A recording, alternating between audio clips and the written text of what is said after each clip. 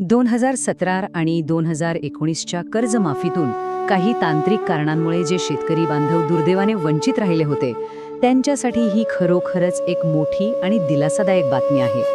राज्य सरकारने आता पुण्यश्लोक अहिल्यादेवी होळकर शेतकरी कर्जमुक्ती योजना 2026 आणली आहे.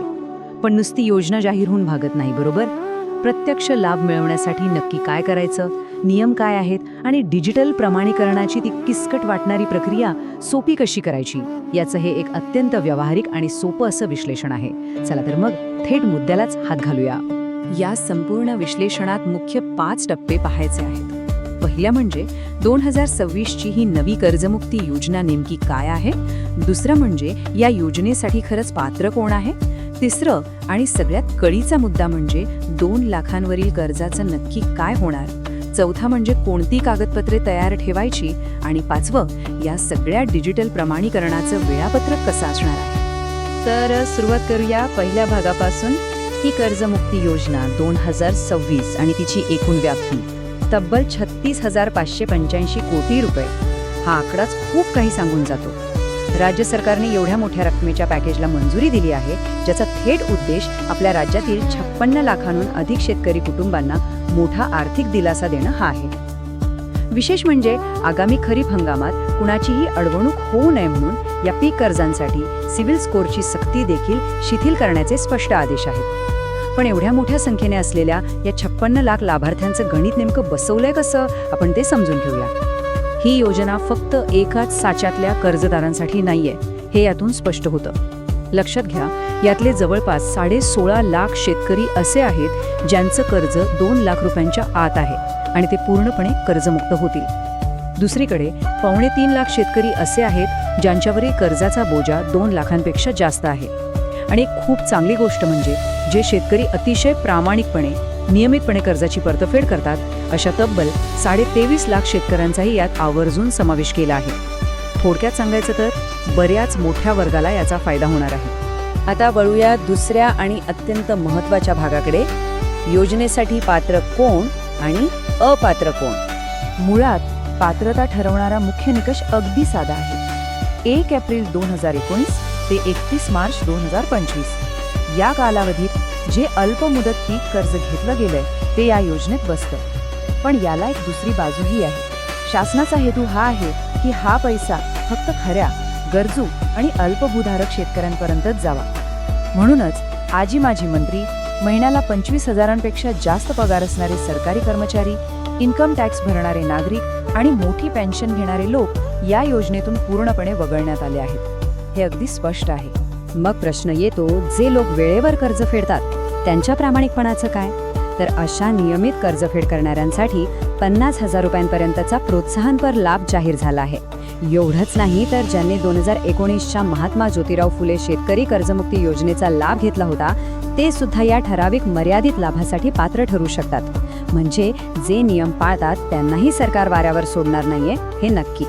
आता येऊया तिसऱ्या आणि सगळ्यात जास्त चर्चा होत असलेल्या मुद्द्यावर. 2 लाखांच्या वर कर्ज असेल तर काय.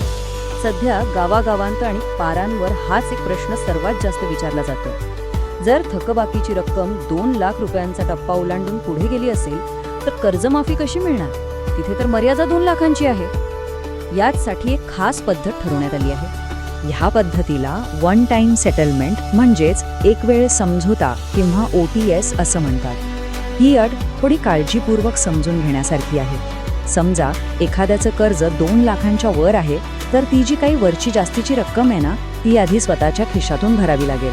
हो, बरोबर ऐकलत. जेव्हा ती अतिरिक्त रक्कम बँकेत जमा केली जाईल तेव्हा आणि तेव्हाच शासनाची ती मूळ 2 लाख रुपयांची कर्जमाफी लागू होईल.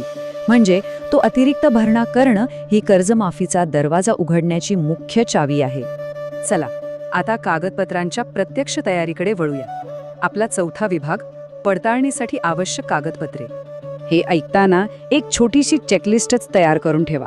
अत्यंत महत्त्वाची कागदपत्रे म्हणजे जमिनीचा अद्ययावत 7/12 आणि 8 उतारा, आधार कार्ड, पॅन कार्ड, जर असेल तर शेतकरी ओळखपत्र आणि बँकेचं पासबुक. इथे एक गोष्ट आवर्जून नोंद घेण्यासारखी आहे, ती म्हणजे या सर्व कागदपत्रांच्या सेल्फ अटेस्टेड म्हणजेच स्वयं साक्षांकित झेरॉक्स प्रती जमा करायच्या आहेत. नाव किंवा खाते क्रमांकातली अगदी लहानशी चूकही काम लांबवू शकते. त्यामुळे इथे थोडी जास्त काळजी घ्यायची आहे. आणि या सगळ्यात जास्त महत्त्वाची गोष्ट कोणती असेल तर ती आहे आधार कार्ड आणि मोबाईल नंबरची जोडणी. डिजिटल प्रमाणीकरण करताना रजिस्टर केलेल्या मोबाईलवर एक OTP येतो. विचार करा, जर आधारशी लिंक असलेला नंबरच बंद असेल किंवा तो फोनच हरवला असेल तर सगळी प्रक्रिया तिथेच ठप्प होईल. त्यामुळे तो नंबर चालू आहे की नाही हे आजच्या आजच तपासून पाहणं अत्यंत गरजेचं आहे.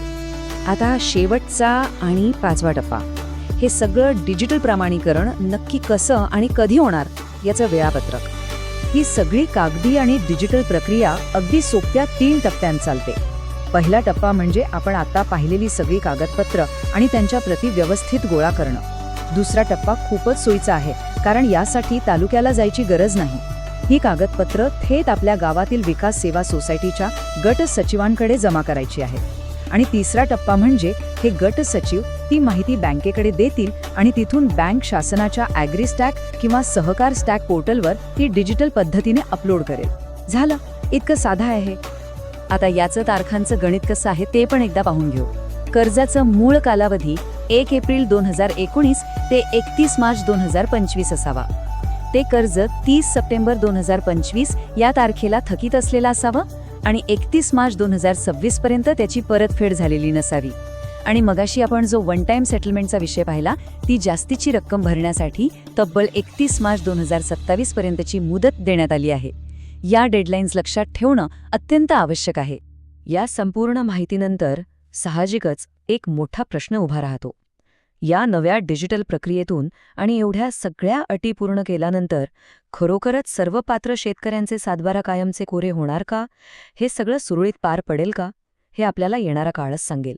पण तुर्तास सर्वात महत्त्वाचं पाऊल म्हणजे ही प्रक्रिया आणि तिचे नियम अचूक समजून घेणं. ही मार्गदर्शिका नक्कीच उपयुक्त ठरेल अशी आशा आहे. ही माहिती गावातील आणि पंचक्रोशीतील इतर शेतकरी बांधवांपर्यंत नक्की पोचवा, जेणेकरून कोणीही या हक्काच्या लाभापासून वंचित राहणार नाही.